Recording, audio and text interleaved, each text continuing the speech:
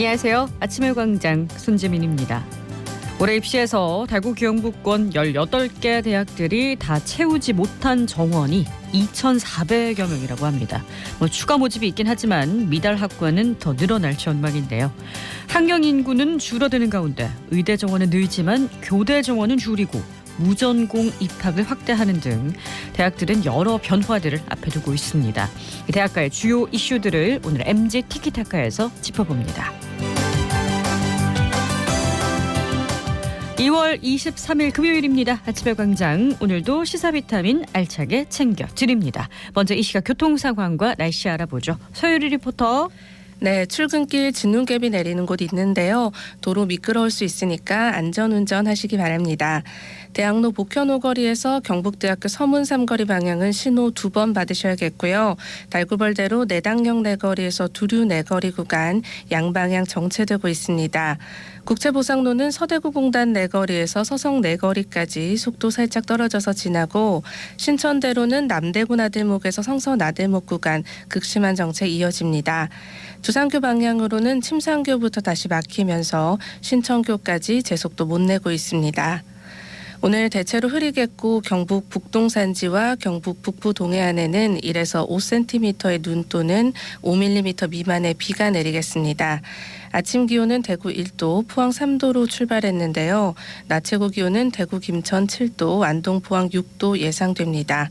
대구의 현재 기온 1.1도, 습도 89%입니다. 지금까지 서유리였습니다.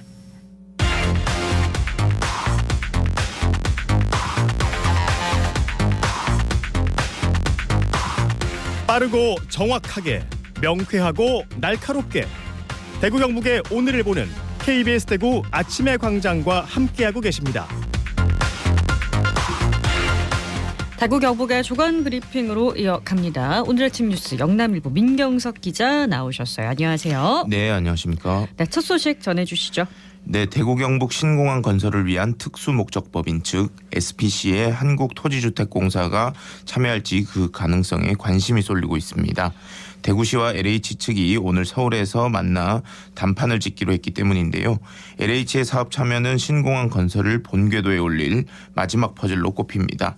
또한 정부가 국정과제 등에 참여하는 공공기관에 인센티브를 제공하기로 하면서 가능성이 더욱 높아지고 있습니다. 네, 어제도 대구 경북 신공항 SPC 구성과 관련한 소식을 아침에 광장에서 전해드렸는데요. 이 산업은행 참여가 LH 참여에도 영향을 주게 되겠죠? 네, 정장수 대구시 경제부 시장은 오늘 서울에서 이한준 LH 사장과 만나 SPC 참여 여부에 대해 논의합니다. 어제 소식을 전해드린 바와 같이 국책은행인 KDB 산업은행이 신공항 건설 SPC에 재무적 투자자로 참여하는 데 있어 긍정적인 반응을 내놓은 터라 LH의 참여 가능성도 기대해 볼 만한 상황입니다. 네, 그동안 과도한 부채 비율로 사업 참여에 난색을 표하던 LH도 입장 변화의 여지를 보였다면서요. 네, 맞습니다. LH의 입장에도 작은 변화가 관측됐다고 합니다. 그동안 과도한 부채 비율로 사업 참여를 주저해왔는데요. 하지만 이한준 사장이 최근 일시적으로 LH 재무 구조가 나빠지더라도 장기적으로는 회복이 될 수 있어 LH 부채 문제가 국민에게 부담을 주는 것은 아니다라고 했습니다. 또 부채 비율에 문제가 있더라도 공기업으로서 소임을 다하겠다고 밝혔습니다. 여기에다 기획재정부가 공공기관 경영평가 편람을 일부 개정했다는 점도 호재로 꼽힙니다. 기재부는 공공기관 경영평가를 하는 데 있어 국정과제 등 정부 정책을 적극 수행한 공공기관이 불이익을 받지 않도록 기존 평가 지표로는 측정이 어려운 비용 노력에 대한 인센티브 2점을 부여하기로 했습니다. 네, 오늘 논의 결과가 기대가 됩니다. 다음 소식 듣죠.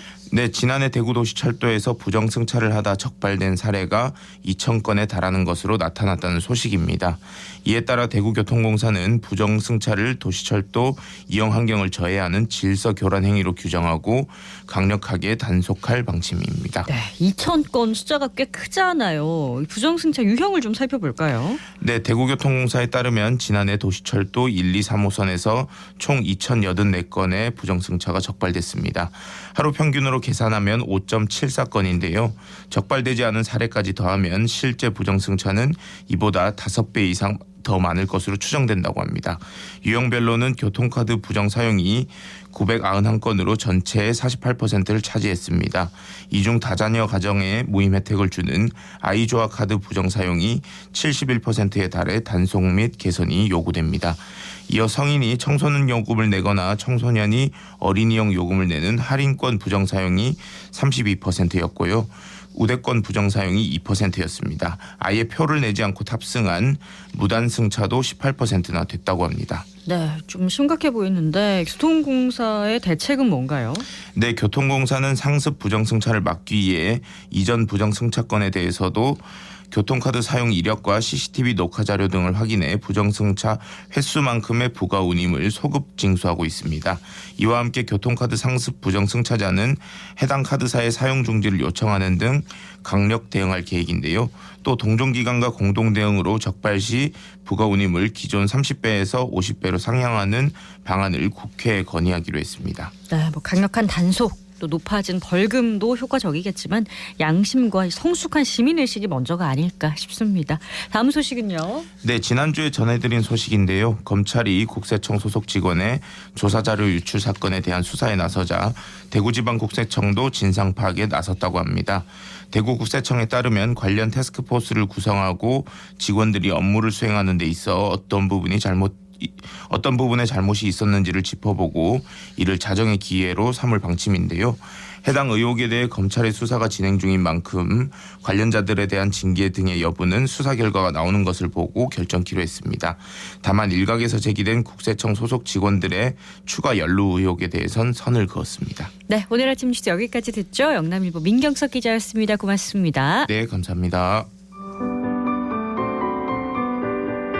대구문화예술진흥원 문화예술본부장 박순태입니다. 전국에서도 이런 시민주관이라는 기관을 정해서 행사하는 광역시가 흔치 않은데요. 이제 2017년도부터 시작을 했는데 대구 역사적으로 보면은 2.28 민주화 운동이 있었지 않습니까? 그리고 국제보상운동이 있었는데 이와 같은 역사에 바탕한 시민정신을 기리고자 시민기념주간을 매년 2월 21일부터 일주일간 진행하는 행사입니다. 시민주간은 대구광역시에서도 이제 조례를 정해가지고 여러 가지 문화 행사를 이제 많이 좀 활성화하고 이제 문화 의식과 시민 정신을 감양하는 행사인데 대구 청년 자전거 일주라는 프로그램으로 기후 위기에 동참하고자 청년들을 같이 자전거를 타는 그런 프로그램도 있고요. 그리고 또 강연이랄까, 답사랄까, 체험 프로그램 같은 것들을 광범위하게 진행해서 박물관 운영본부랄까 등 이런 단체들과 협업을 해서 다양한 사업을 진행을 하고 있고요. 지금부터 시민주간 이후로 계속 문화 행사를 다양하게 전개해 나갈 계획으로 있습니다. 시민의식이랄까 문화의식이 타 지역보다 굉장히 높은 지역이거든요. 시민들께서도 요구한 그런 시민정신을 항상 또 기억하시고 또 많은 자긍심을 충분히 느낄 수도 있다는 그런 생각이 듭니다. 적극 동참해 주시고 많이 좀 즐겨주시고 또 우리 문화예술진흥원도 전국에서도 매력적인 문화도시 대구를 만드는데 계속 앞장서 나가고 열심히 노력하고자 하니 같이 좀 참여해 주시면 고맙겠습니다.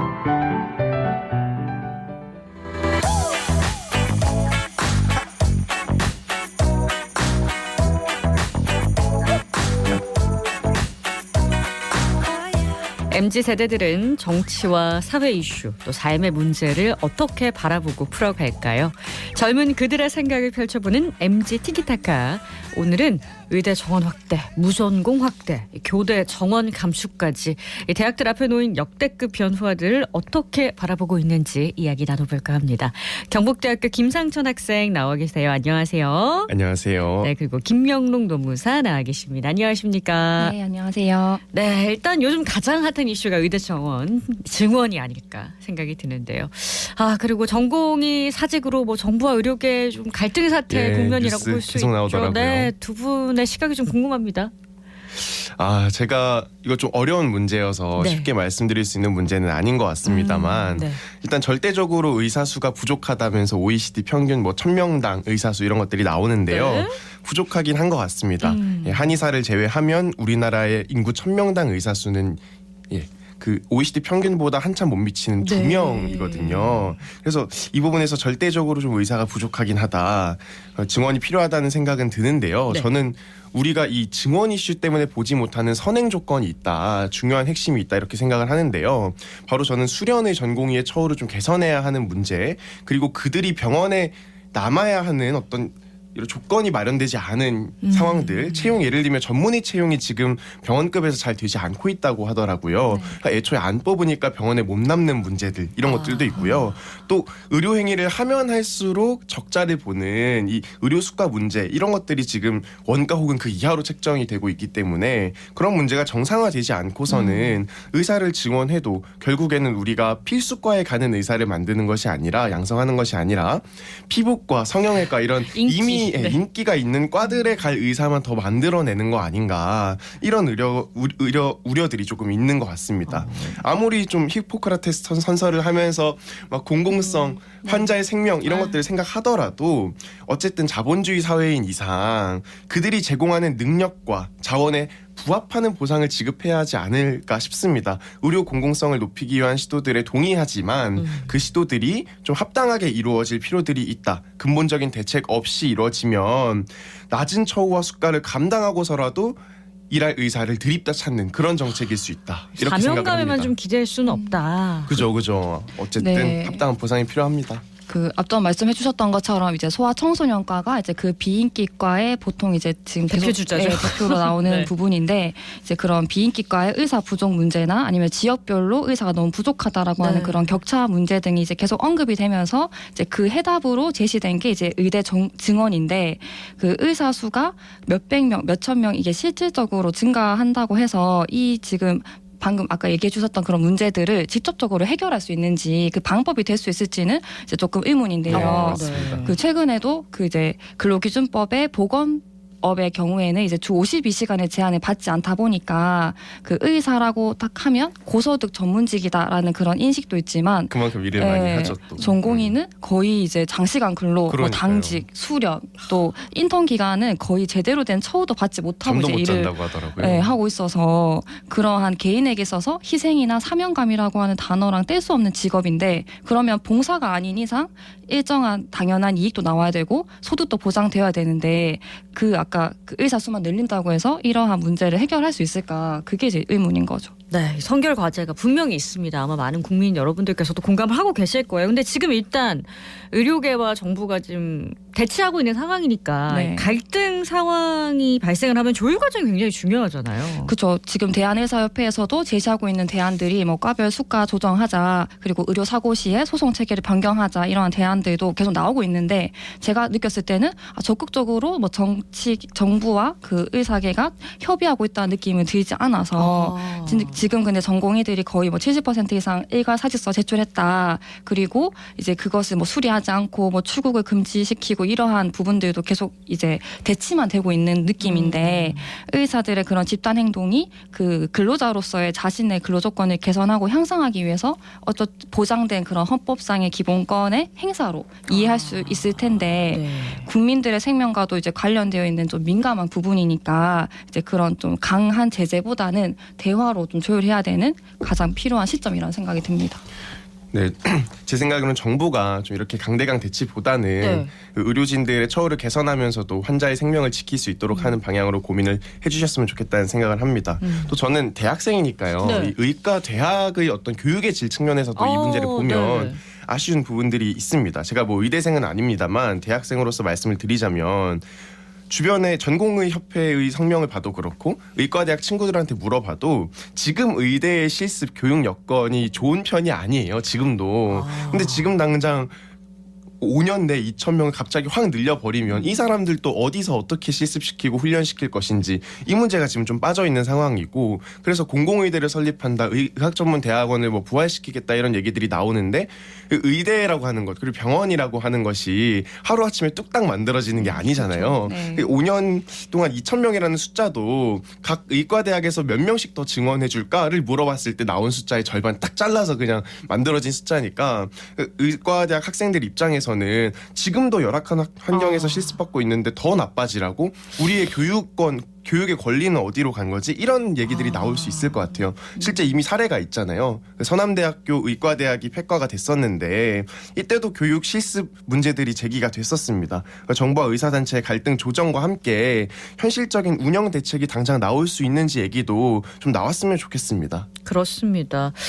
혹시 이제 학생들이 어떤 의견을 얘기하는지 조금 들어볼 수 있을까요? 그러니까 의대 증원 발표되고 나서? 일반적인 학생들은 이제 비판하는 여론이 좀 많은 것 같아요. 의대생들 너무 이제 뭐 심각하게는 너무하는 거 아니냐 이렇게까지도 얘기 나오는데 네.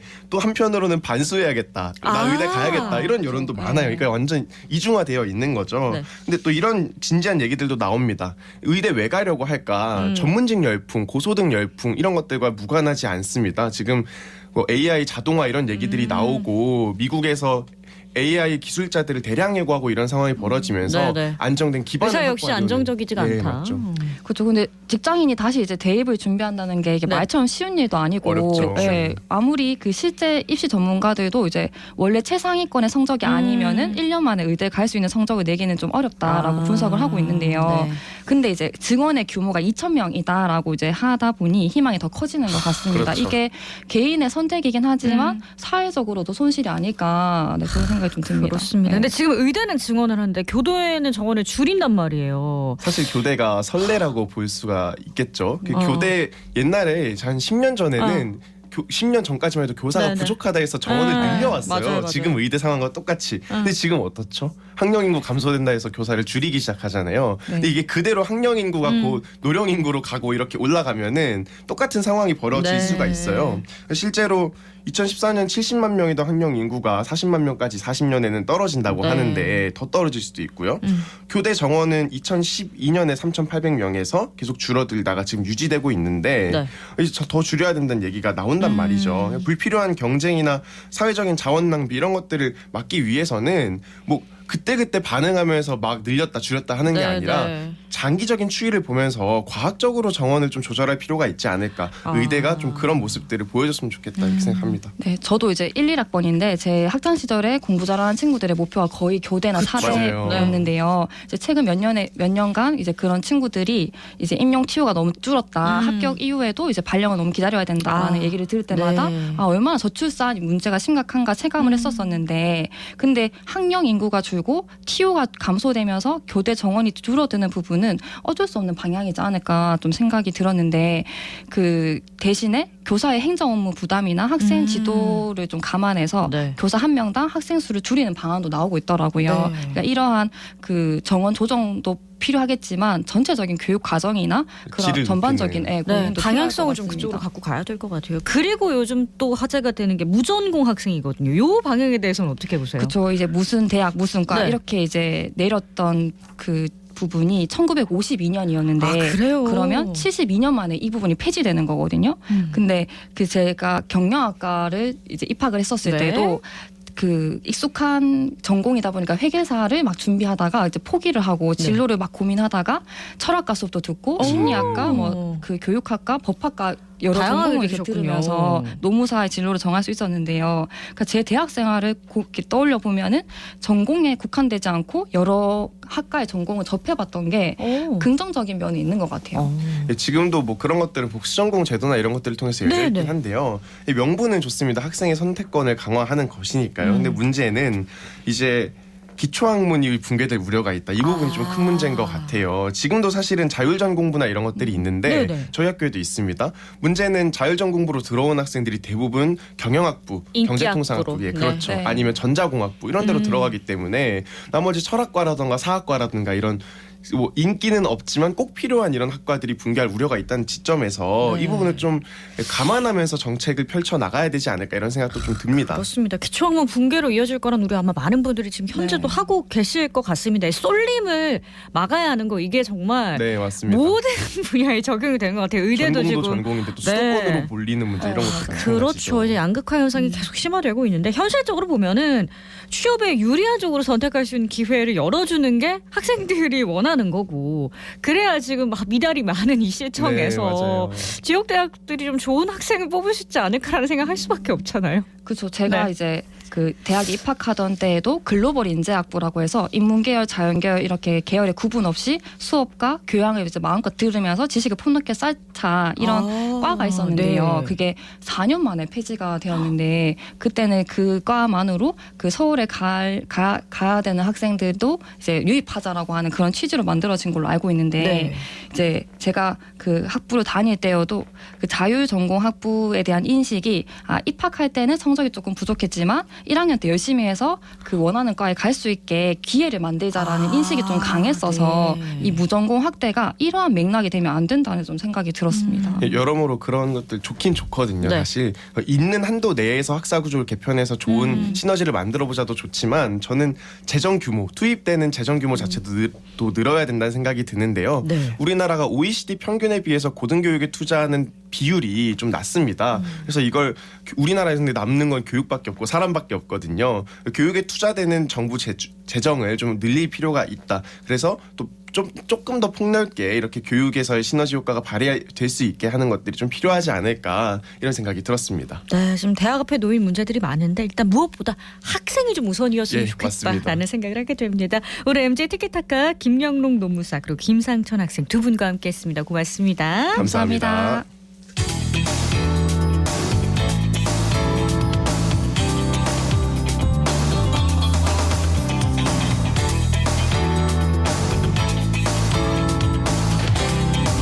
네, 대구 중구에서 지역 주민의 안전을 위해 위험 요소를 사전 정비하는 환경 순찰반 활동 현장을 배안 리포터가 전해드립니다. 어서 오세요. 네, 안녕하세요. 중구에서는 주민의 안전을 지키고 생활 속 불편 사항을 해결하기 위해 구청과 동행정복지센터 직원들로 구성한 환경 순찰반을 가동했습니다. 지난 19일부터 오늘까지 새학기를 앞두고 통학로 주변을 집중적으로 점검하며 올해 첫 활동을 개시했는데요. 현장과 함께 주민들이 생활하며 겪는 불편 사항들을 들어봤습니다. 지금 여기 볼라도 부서져 있고 도로도 약간 튀어나와 있어요. 학생들이 다치겠는데요? 그러면 제가 이거 살피소에 신고할게요. 하단에 있는 쓰레기 수거하겠습니다. 주임님, 저기 전봇대에 불법 현수막이 걸려져 있는데 저거 살피소 시스템에 제보하는 게 어떨까요? 그러면 제가 이거 신고할게요. 저희는 중구의 한 중학교에 다니고 있는 중학교 1학년 학생입니다. 근처에 아파트를 많이 짓다 보니까 공사장이 너무 많아져서 학생들이 지나다닐 때 위험하거나 조금 그런 부분이 많이 있어서 불편했던 것 같아요. 중구에 사는 시민입니다. 수창 어린이 공원이 운동 시설이 많이 부족한 것 같아서 그걸 좀 많이 보완해 주시면 좋겠습니다. 통학로에 크레팩 하차 장소가 있는데 아침에 아이들 통학할 때도 보면 큰 차가 와서 하차할 때가 있거든요. 그때 그 하차가 필요한 시간을 조금만 뒤로 늦춰주시면은 애들 통학 시간에 조금 덜 불편하고 덜 위험하게 통학할 수 있을 것 같아요. 네, 특히 안전 관련 민원들이 어떤 것들이 많나요? 네, 가장 많이 발생하는 위협으로는 교통, 도로시설과 관련된 것이었습니다. 특히 학교 인근 횡단보도 근처에 설치된 보행자 보호용 볼라드는 학생들의 안전에 큰 역할을 하고는 있지만 자주 파손된다고 합니다. 순찰은 아주 꼼꼼하게 진행하고 있었는데요. 자세한 이야기 순찰반에게 들어보시죠. 저는 대구 중구민의 안전을 최우선으로 하는 대구 중구청 환경순찰반 박지연입니다. 새학기를 맞이하여 통학로 주변의 구민 불편 사항 일체를 점검하고 있습니다. 통학로 주변 어린이 보호구역 펜스가 파손되거나 구실을 못하고 있지 않은지, 미관을 저해하는 무단투기 쓰레기 등이 있지는 않은지 등을 점검하고 있습니다. 특히나 오늘 저희 환경순찰반은 학생들이 통학하는 길목의 인도 환경을 중점적으로 보고 있습니다. 앞서 말씀드린 것과 같이 인도 등과 같은 보도 환경을 가장 중요하게 생각하고 있습니다. 현재 저희 환경순찰반은 수창 종로 초등학교 인근을 점검하고 있는데요. 아무래도 연령대가 어린 학생들이 다니는 길이다 보니 학생들이 통학을 하는 도중에 맞닥뜨릴 부서진 도로나 튀어나온 돌뿌리는 없는지, 흔들거려 밟게 된다면 넘어질 우려가 있는 보도 블럭은 없는지 등을 가장 중시하고 있습니다. 자주 파손되는 현장의 볼라드 같은 경우는 환경순찰 제보를 통해 보수를 해도 곧잘 파손이 됩니다. 이는 시민들이 볼라드에 걸터 앉거나 짐을 올려두거나 또는 어린 학생들이 장난을 치며 발로 차서 파손시키기 때문인데요. 뒤에서는 이를 보수하기 위해 현장에 출동하고 또 점검을 위해 끊임없이 노력하는 중구청 직원들이 있으니 부디 안전과 직결되는 공공시설물을 험하게 다루지 않았으면 하고 바랄 뿐입니다.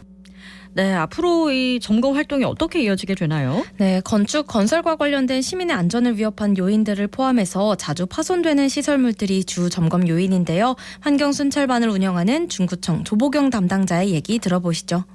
환경순찰반이란 하절기에는 장마나 태풍 등을 대비하여 하수시설 등을 집중적으로 점검하고 동절기에는 폭설을 대비한 제설 준비 상태 및 주요 결빙 지역 등을 점검할 계획입니다. 오늘은 3월에 있을 개학을 맞이하여 사전에 관내 학교 통학로 일대를 점검하고 있습니다. 건축 건설과 관련된 시민 불편 사항, 도로 노면 파손 등의 도로시설 사항 및 교통시설입니다. 이 외에도 환경정소, 공원 녹지 및 불법 현수막 등 주민안전 위해 및 불편 요소 일체에 대해 점검하고 있습니다. 이번에는 특별히 특정 테마를 기획하여 시기별 중구민의 안전을 위해 실효성 있는 환경순찰반을 운영하고자 하였습니다. 이에 중구청의 전 부서에서 순찰반에 적극적으로 동참하여 총 92명의 인원이 모였고 이에 환경순찰반에 대한 중요성이 다시 한번 홍보가 되었습니다. 올 한해 실효성 있는 순찰반을 운영하여 주민을 최우선으로 하는 행정을 구현할 것입니다. 앞으로 환경순찰반을 적극적으로 운영하여 구민 불편사항 및 안전 위해 요소를 사전에 제거하겠습니다.